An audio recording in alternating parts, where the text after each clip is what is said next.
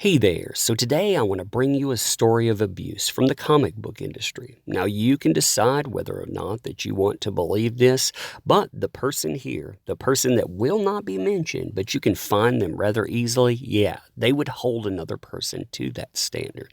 In fact, if you look at that person, there's someone that has decided to call all comic shops racist that didn't carry a specific product. They decided to go out of their way, of course, to talk about Nazis and on.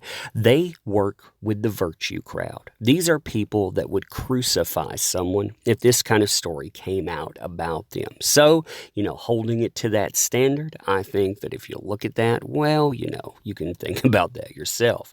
Also, you can easily find this person, and I'm not going to note who they are, but you'll notice Tucson, Arizona listed here. If you look at this person right here in front of you's account, you can find the place that they worked at formerly and the job description. You can find another person at that same place with the management job description.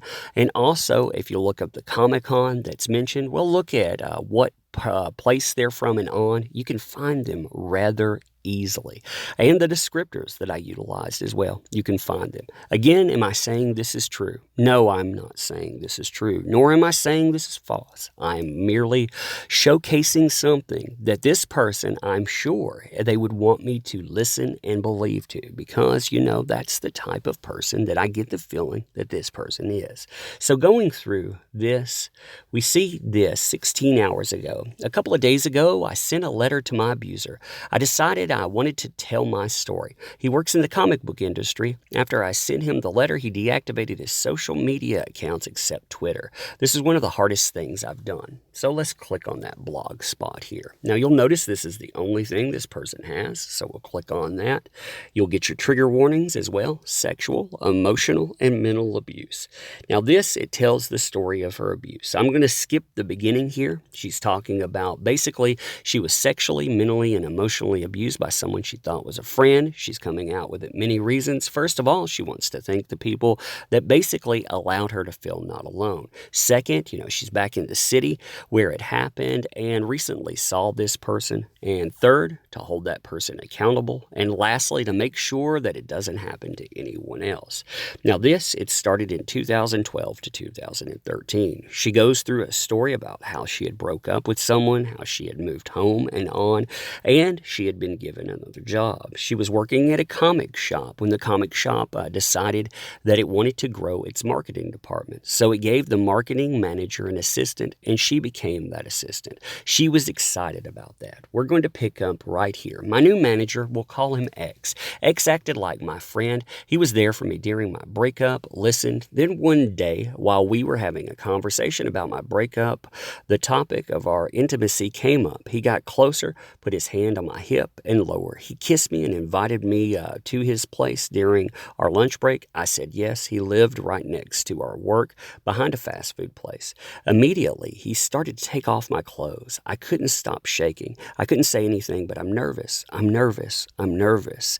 I couldn't look at him. Then he slaps my face. I couldn't do anything after that. I let it all happen. We went straight to work after. I wanted to forget without giving detail. There wasn't an ounce of love in what happened to me. Later that night, he brought his girlfriend over to our work. They were in a polyamorous relationship. She knew about us. Me and X worked late. As I went into the back room, he followed me, pushed me up against the wall, and started taking off my clothes. And I said, "No, please, your girlfriend is right there, and I'm not comfortable with it." He said, "I want to show you to her." I said, "No," over and over again. He grabbed both my wrists and pulled me into the other room where she was at. She saw me and said, "You're beautiful, but no."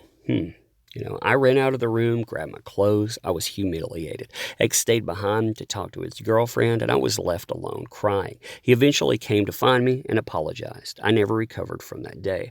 For months, this kind of behavior continued. I would tell him I didn't want to anymore, and he would make comments like, "Okay, I'll just go after your friends then. How about the minions?" Minions is what we called students we'd hire that were part of the high school program. He actually really did go after my friends. I spoke to a couple about it recently. He would pressure me into having sex with him when we were working. If I didn't want to, he'd be a complete nightmare to work with. He'd be completely judgmental about what comics I decided to read, what food I was eating, or who I would be friends with. It got to the point where I'd eat somewhere else, or I'd bring only vegan food. I'd only read the comics he'd like, or I'd talk to him about my girlfriends. He did not like my male friends. I was losing myself around him without realizing it. I just didn't want to deal with him being angry at me. I was always felt angry at him, but he was my friend. We had our jokes, etc., etc. I started to try to distance myself from him and started dating. I planned on going on a date after work and brought a change of clothing with me. The shift was over, so I went to the bathroom to get changed. I came out all dressed up and ready to go. X stopped me and asked me where I was going, looking like that. I told him on a date, and they were waiting for me outside. He didn't let me go. He had to mark his territory. This was one of the deepest memories I have of saying no and it not meaning anything. I got into my date's car feeling disgusted with myself. This type of incident happened for months. X ended up moving from Tucson to LA, and I got back with my ex. I still kept communication with him. Somewhere in this, I found a logic that if I could be his friend, I could see the good in him, and we wouldn't feel so bad about what happened. Maybe even it would go away. But it always got twisted. He would say things like, "We should have ended up together. I would stop being poly for you. You love me." I wouldn't even believe any of it. I thought it was a joke. Why would we treat someone he loved like this? Is this a friend? I fell into the same habits again. He's so nice to me, I'll ignore the dick pics this time. He's helped me with my job references. Okay, I'll let him masturbate on the phone when he's supposed to catch up talking. He made me feel out of control and guilty. It wasn't until over a year ago, after he bragged about meeting the parents of his underage student he was planning on sleeping with. I mean, you see that there. Now, look at some of these claims here. Abuse, sleeping with underage students, and so on. And then she cuts him out of his life.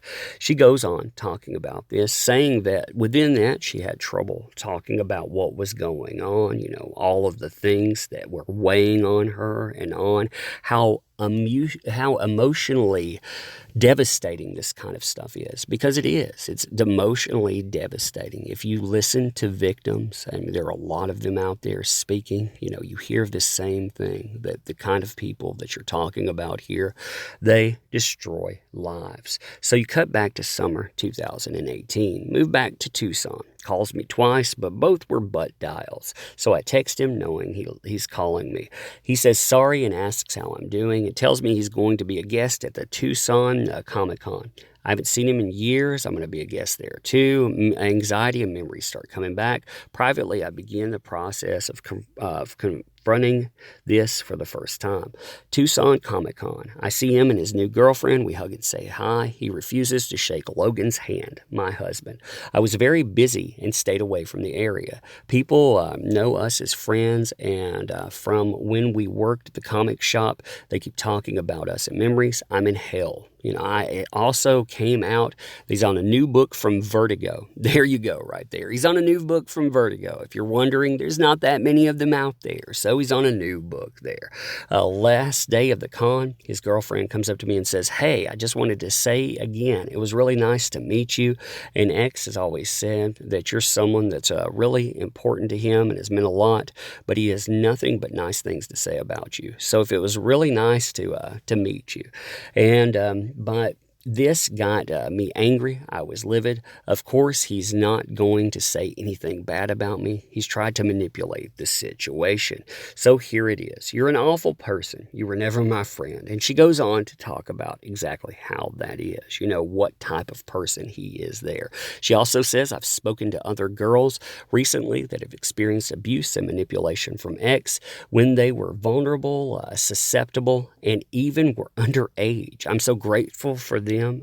They've helped out tremendously here. He works in the comic book industry, and I want this to be a fair warning for those he works with and around. So she talks about this. She says that she sent him a long letter about it.